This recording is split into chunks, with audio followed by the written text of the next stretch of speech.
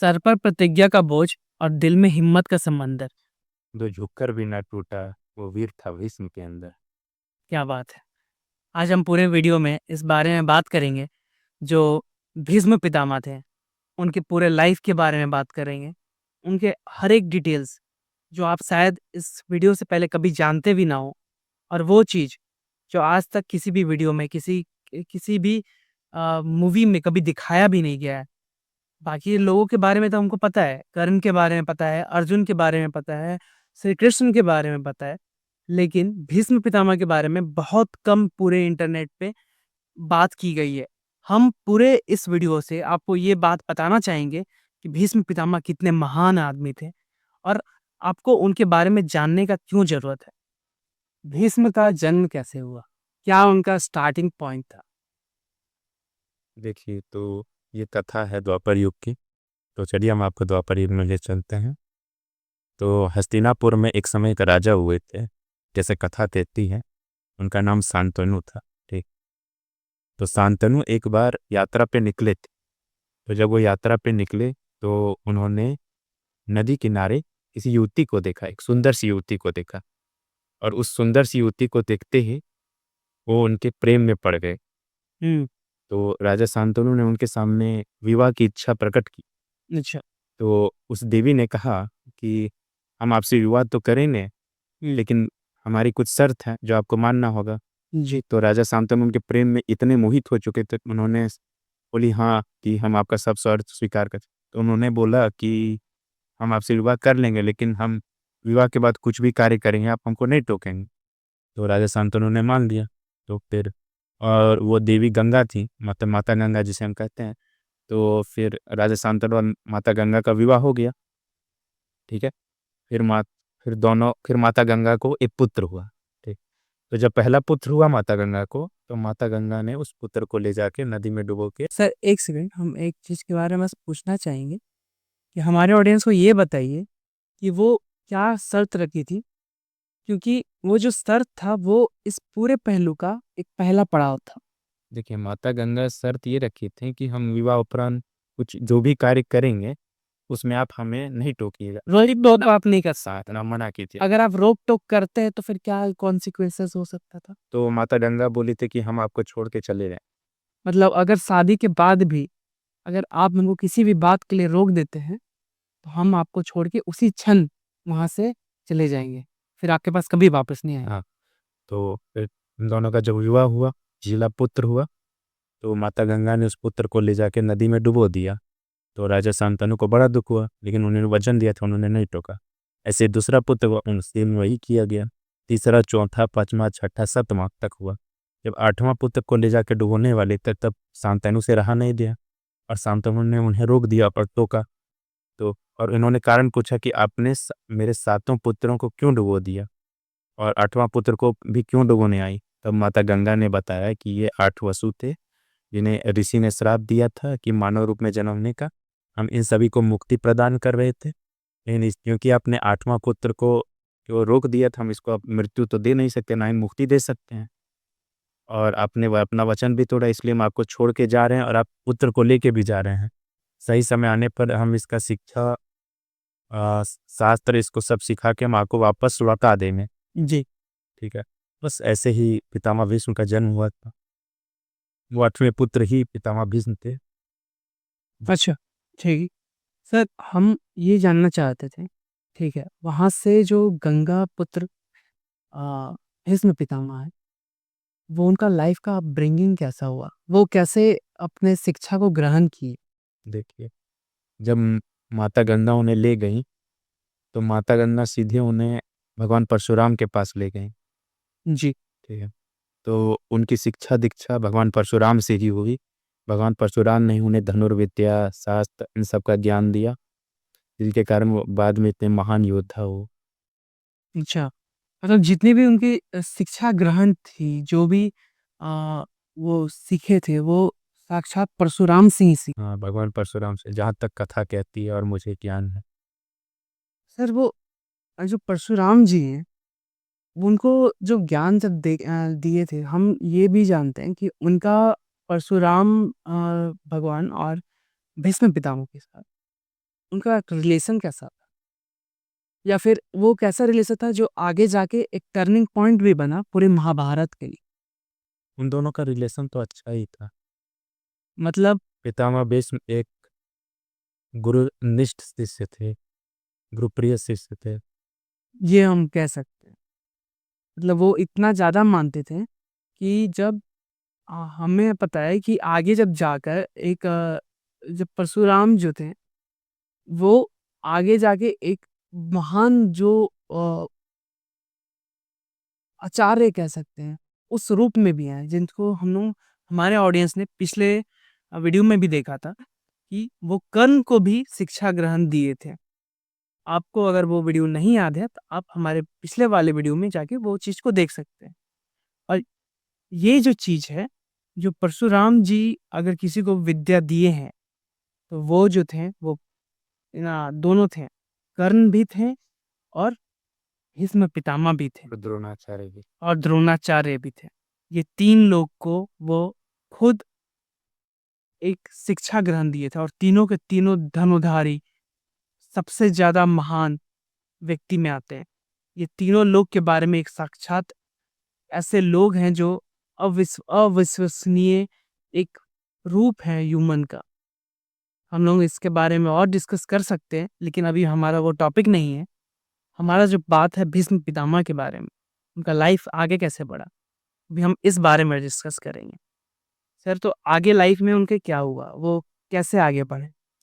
देखिए, जब शिक्षा पूर्ण हुई, ठीक है, तो फिर कथा कहती है कि एक बार फिर महाराजा शांतनु जा रहे थे, तो उन्होंने देखा कि गंगा किनारे एक बालक है और उन्होंने अपनी धनुर्विद्या की शक्ति से गंगा का बहाव रोक दिया।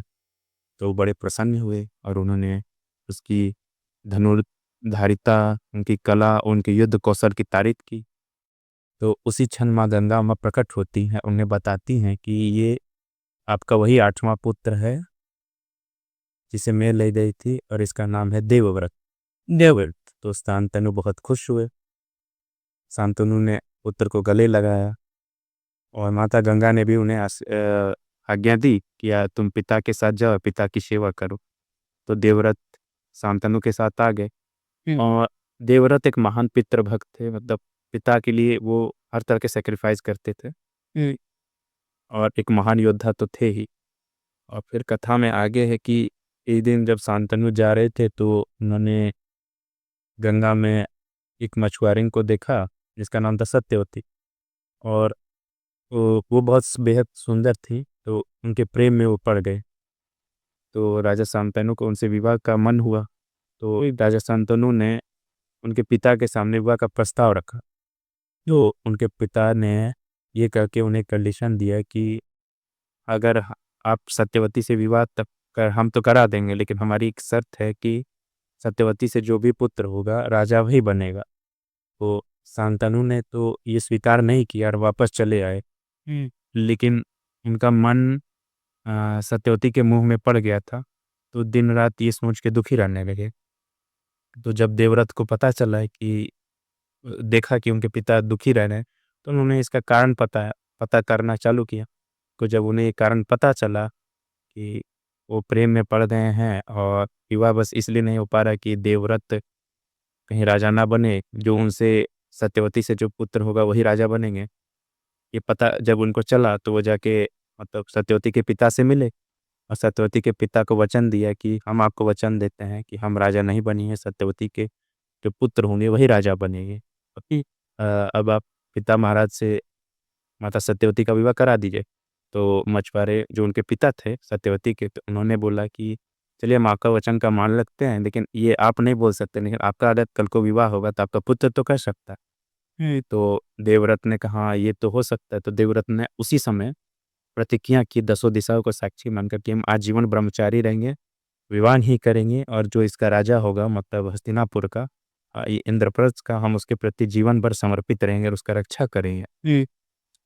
बस उसी समय जब उन्होंने भीष्म प्रतिज्ञा की, मतलब ये प्रतिज्ञा बहुत कड़ा था, भीष्म प्रतिज्ञा थी, इसीलिए उनका नाम भीष्म पितामह पड़ा। भीष्म पितामह इसलिए नाम पड़ा। पहले क्या नाम था उनका? देवव्रत। देवव्रत। अब देवव्रत से वो भीष्म पितामह बन गए थे, जो महान भीष्म पितामह जिनके बारे में महाभारत में बात की गई है। सर, जो भीष्म पितामह और ब्रह्मचर्य से जो राज सिंहासन का बात आया, तो राज सिंहासन का वो छोड़कर एक दास बनकर उनका जो प्रतिज्ञा लिए थे, वो क्या वो चीज़ सही था या गलत था? सही गलत का तो प्रश्न नहीं उठता। उन्होंने पितृभक्ति दिखाया, पिता के लिए त्याग किया, और पुत्र का धर्म होता है अपने पिता के लिए त्याग करना। तो मेरे हिसाब से तो उचित ही किया, जी, क्योंकि उन्होंने पिता पुत्र धर्म निभाया। उन्होंने अपना पुत्र धर्म जो था, बेहद अच्छे तरह से निभाया। सर, जो भीष्म पितामह थे, उनका आगे लाइफ में क्या होता है? इसके बाद यहाँ तक तो हमें हमारे जो ऑडियंस है, उनको पता चल गया है कि अभी तक क्या हुआ है, लेकिन इसके बाद क्या हुआ? अभी तक वो भीष्म पितामह पहली बार वो का नाम पड़ा क्योंकि वो भीष्म प्रतिज्ञा लिए थे। इसके बाद जो कहानी होता है, वो उसके लिए हमको पूरा वीडियो देखना होगा। सर, आगे क्या होता है इसके बाद? देखिए, अब उसके बाद कथा कुछ इस प्रकार है कि शांतनु और माता सत्यवती के दो पुत्र हुए, जी, चित्रांगद और विचित्रवीर। चित्रांगन, चित्रांगद और विचित्रवीर, राइनंद। जिसमें कि चित्रांगद की मृत्यु हो जाती है कुछ समय गंधर्वों से युद्ध करते समय। तो विचित्रवीर बचे थे। तो कथा कहती है कि एक समय काशी में, मतलब तीन ही राजकुमारियों का स्वयंवर हो रहा था काशी राज के यहाँ। तो जब पितामह भीष्म को ये पता चला, तो वो अकेले उन तीनों राजकुमारियों को जीत के ले आते हैं विचित्रवीर के लिए। तीनों को जब लाते हैं विवाह कराने के लिए, तो उन्हें पता चलता है कि अम्बा राजा सल्लु से प्रेम करती। तो जब उन्हें पता चलता है, तो वो अम्बा को छोड़ देते हैं और उन्हें राजा सल्लु के पास पहुंचा देते हैं, हुँ, और इन दोनों का विवाह विचित्रवीर से करा देते हैं। तो जब राजा सल्लु भी अम्बा को ठुकरा देते हैं, क्योंकि उनको भीष्म हर्ग ले गए थे, तो राजा सल्लु उन्हें ठुकरा देते हैं। तो अम्बा वापस जाती है पितामह भीष्म के पास, तो कि बोलते हैं कि हमको कोई नहीं स्वीकार कर रहा, आप अब आप ही हमको स्वीकार कीजिए। तो पितामह भीष्म ये कहते हैं कि हम तो आजीवन ब्रह्मचारी रहने का वचन दे चुके हैं, इसलिए हम आपसे विवाह नहीं कर सकते। अम्बा को बहुत क्रोध आता है, तो वो जगह जगह मदद मांगते हैं पितामह भीष्म से प्रतिशोध लेने के लिए, लेकिन किसी में इतना साहस नहीं था कि वो मदद कर सके। तो सीधे भगवान परशुराम के पास जाते हैं। तो परशुराम को जब ये पता चलता है, तो वो भीष्म को समझाते हैं कि तुम विवाह करो, तो वो नहीं मानते हैं। तो क्योंकि उन्होंने तो प्रतिज्ञा लेके रखा है। दोनों में युद्ध होता है, और ये युद्ध भयानक होता है, 23 दिनों तक लगातार युद्ध चलता है। और 23 दिन। हाँ, और सोचिए कि भगवान परशुराम स्वयं विष्णु के अवतार होने के बाद भी पितामह भीष्म को पराजित नहीं कर पाते, और 23वें दिन स्वयं देवताओं को आके वो युद्ध रोकना पड़ता है। जी, इस कथा यही है। तो फिर उसके बाद कथा कहती है कि उसके बाद अम्बा महादेव की तपस्या करती हैं। जब महादेव प्रकट होते हैं, तो महादेव से ये वरदान में मांगती है कि मुझे आशीर्वाद दीजिए कि हम भीष्म की मृत्यु का कारण बन। हुँ, कथा का तो शिखंडी के रूप में वो भविष्य में जन्म लेते हैं। ठीक है, तो कथा वही कहती। फिर धीरे धीरे वही विचित्रवीर भी मर जाते हैं, फिर वंश बढ़ते रहता है। धीरे धीरे फिर आपका आते हैं यहाँ, फिर धृतराष्ट्र के पास आ जाता है वंश, चलते चलते धृतराष्ट्र, फिर कौरव पांडव, बाकी तो आप जानते हैं। जी। तो जो भीष्म पितामह है, सर, आगे का महाभारत में क्या होता है? महाभारत की उस लड़ाई में क्या होता है? वो क्या अपना रोल निभा रहे होते हैं शुरुआत से बताइए? देखिए, जहाँ तक हम जानते हैं कि महाभारत 18 दिनों तक चला था, महाभारत का युद्ध। हुँ, ठीक है, और उसमें अ, मतलब पूरे क्या कहते हैं, पूरे दुनिया में, मतलब अधिकतर जितना सेना था सब आके पार्टिसिपेट किए थे उस युद्ध में। तो पितामह भीष्म उस समय बूढ़े हो गए थे, लेकिन फिर भी इतने वीर थे, इतने शक्तिशाली थे, इतने महान योद्धा थे कि उनको सेनापति बनाया गया। हुँ, तो वो सेनापति बने, और उन्होंने 10 दिनों तक युद्ध किया, और जिसमें कि उन्होंने ये प्रतिज्ञा की थी कि हम किस पांडवों में से किसी का वध नहीं करेंगे, और जब तक वो रहे, हुँ, पांडव कभी कौरव सेना पे हावी नहीं हो पाते थे। और उन्होंने अकेले ही कई महारथियों, कई सैनिकों का वध किया। अच्छा। पांडवों में कोई इतना शक्तिशाली नहीं था जो पितामह भीष्म को टक्कर दे सके। यहाँ तक कि एक समय जब अ, दुर्योधन ने उन पे बोला कि आप हमारे तरफ से बढ़िया से युद्ध नहीं करते हैं, तो एक बार जब ऐसा मतलब उनको प्रेशर दिया गया, तो जब पितामह भीष्म अपने पे मतलब क्या कहते हैं, फुल पोटेंशियल में जब लड़ाई कर रहे थे, तो उनको कोई विजय ही नहीं हो पा रहा, मतलब कोई रोक ही नहीं पा रहा था। यहाँ तक कि जो भगवान श्री कृष्ण जिन्होंने प्रण लिया था कि हम शस्त्र नहीं उठाएँगे, उनको अपना वचन तोड़ना पड़ा था। और वो हल चक्का लेके, मतलब होता है ना, रथ का चक्का लेके भीष्म को मारने के लिए दौड़ पड़े, श्री कृष्ण। भगवान श्री कृष्ण को। यहाँ तक कि भगवान श्री कृष्ण को अपना प्रतिज्ञा तोड़ना पड़ा था। अच्छा। और जब तक युद्ध में रहे वो हमेशा पांडवों पे भारी ही रहे। तब उन्होंने यहाँ तक कि पांडवों को खुद जाके उनसे प्रार्थना करनी पड़ी थी पितामह भीष्म से कि आपको हम कैसे विजय करें, आपके कारण धन का विजय नहीं हो पा रहा है। तो पितामह भीष्म ने उन्हें एक रास्ता सुझाया था कि हमारी पराजय तभी देखो हमारी पराजय तभी हो सकती है कि अगर कोई स्त्री अगर युद्ध में आ जाए। फिर उन्होंने ही बताया कि शिखंडी के बारे में कि वो स्त्री ही है, तुम उसको युद्ध में लाओ। तो उसी समय अर्जुन सब ने प्रार्थना किया शिखंडी को। उसी शिखंडी अर्जुन के साथ युद्ध में आई थी। और जब उन्होंने पितामह भीष्म ने शिखंडी को देखा, तो उन्होंने अपना धनुर्बाण त्याग दिया, क्योंकि उनके अनुसार वो एक स्त्री थी। हुँ। और उसी की आड़ में अर्जुन ने उन पर बाण चलाया, जिसपे बाद में बाणों की सैया बनी। यहाँ तक कि उनको स्त्री का सहारा लेना पड़ा उनको घायल करने के लिए। क्योंकि पितामह भीष्म इतने महान योद्धा मतलब उस युद्ध के दौरान भी वो कभी भी स्त्री पे अपना बाण नहीं चलाए। नहीं चला। जब जबकि वो पूरा महाभारत का सीन चेंज कर सकते थे उसी समय। जब उन्होंने शिखंडी को देखा तो उन्होंने अपना अस्त्र शस्त्र त्याग दिया। जो शिखंडी थी, उनका जो ना एक प्रीवियस लाइफ में जो चीज़ चला, क्या कभी भी हम ऐसा बोल सकते हैं भीष्म पितामह का एक सॉफ्ट साइड भी था उनके प्रति? हाँ, उनको सॉफ्ट साइड था। सॉफ्ट अब ये साइड था। उनको याद था कि ये अम्बा ही है और पुनः इस रूप में लेकिन वो अपने प्रतिज्ञा से देने के लिए। वो अपने प्रतिज्ञा से प्रतिबद्ध थे। उस वक़्त जब उनको ये शादी का प्रस्ताव जब मिला। हाँ, उस समय उन्होंने स्वीकार। देखिए, उनको भी ये ज्ञात था कि उन्होंने अम्बा के साथ अच्छा तो नहीं किया है। जी, तो उनके अंदर ये चीज़ का गिल्ट भी था। अच्छा, सर, हम अभी तक ये सारा चीज़ को समझ गए हैं, लेकिन अभी भी एक कड़ी बाकी है, जो भीष्म पितामह और द्रोणाचार्य के बारे, उनका मित्रता के बारे में आप कुछ बता सकते देखिए, दोनों एक ही गुरु से शिक्षित थे और पहले से जानते थे, इसीलिए दोनों मित्र थे और दोनों एक दूसरे का सम्मान करते थे और दोनों ही महान योद्धा। हैं? दोनों ही महान योद्धा थे। हम जहाँ तक हम जानते हैं। यहाँ तक कि गुरु द्रोण भी ऐसे योद्धा थे कि उनको उनकी इच्छा के विरुद्ध जल्दी कोई जीत नहीं पाता। वो हो गए, द्रोणाचार्य हो गए, पितामह भीष्म हो गए, कर्ण हो गए, अश्वत्थामा हो गए, कृपाचार्य हो गए। ये लोग महान योद्धा थे कौरव साइड से। जी, अभी तक हम इतना सारे चीज़ के बारे में समझ ही गए हैं। सर, क्या भीष्म पितामह को कभी नहीं लगा कि वो एक अधर्म वो एक अधर्म के साथ लड़ाई कर रहे हैं? और उनको क्या ये चीज़ के बारे में पता था कि उनका हार निश्चित है? देखिए, पितामह भीष्म एक महान भक्त थे, चीत थे न, और वो भली-भाँति जानते थे कि भगवान श्री कृष्ण नारायण हैं और वो उनके महान भक्त भी हुए और बहुत बड़े धर्मात्मा थे। जी, उनको पता था कि वो अधर्म के साथ हैं।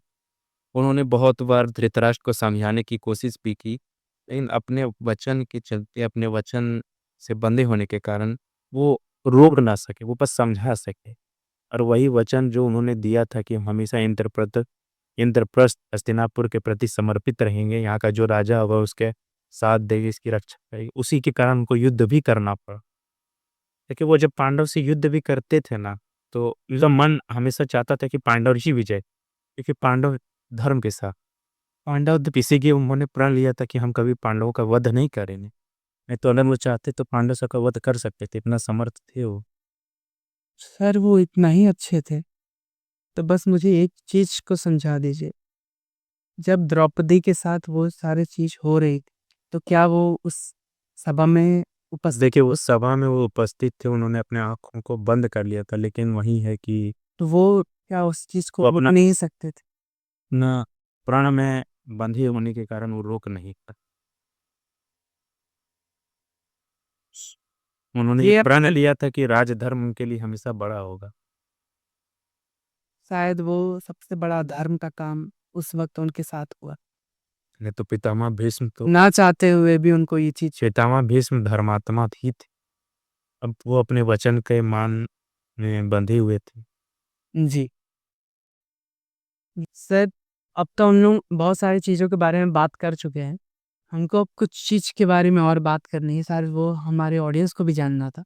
जी जब वो भीष्म पितामह इतने बड़े अपने आप को धर्मात्मा बोलते हैं, ठीक है, देखिए लोग तो वो नहीं बोलते, वो धर्मात्मक थे। वो थे, हम लोग के बारे में बोलते हैं कि लोग उनके वो ये चीज़ बोलते हैं, तो उनको बानुबी सरसया जो था, उन पे उनको क्यों सुना पड़ा? क्या कर्मा जो था उनको हित नहीं करता था वो चीज़ के बारे अच्छा, तो आप पूछना चाह रहे हैं कि जब वो इतने बड़े धर्मात्मा थे, इतना पुण्य किए, में? फिर भी उनको बानों की सैया पे क्यों जाना पड़ा? जी, अब अगर धर्मात्मा थे या अच्छा कर्म किए थे तो उनको तो अच्छा भोगना चाहिए था। जी, तो देखिए ये बात मैंने भी नहीं, ये हमने जहाँ तक कथा में पढ़ा है, तो जब पितामह भीष्म बानों की सैया पर थे और वो कष्ट भोग रहे थे, जहाँ तक मैंने पढ़ा है शायद 58 दिन या 53 दिन तक वो बानों की सैया पे थे। तो उन्होंने भी भगवान श्री कृष्ण से पूछा कि प्रभु, क्योंकि वो और जानते हैं कि भगवान के भक्त थे, तो उन्होंने बोला कि प्रभु हमको जहाँ तक हम दृष्टि रखते हैं, हमको 100 जन्म याद है, और हम 100 जन्म में ऐसा तो कोई पाप नहीं किए कि जिसके कारण हमको कोई कष्ट भोगना पड़े। तब भगवान श्री कृष्ण कहते हैं कि 100 जन्म में तुम थोड़ा और पूरा जन्म जाओ।